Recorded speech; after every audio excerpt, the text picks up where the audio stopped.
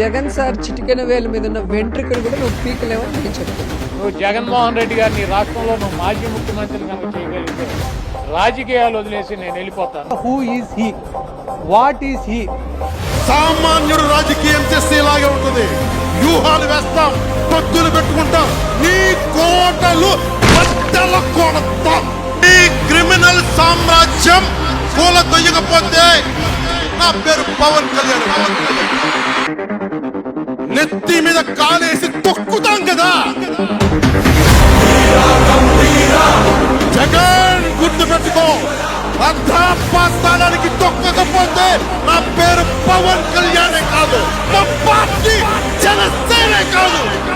Hero of NDA's victory in Andhra Pradesh, Pawan Kalyan.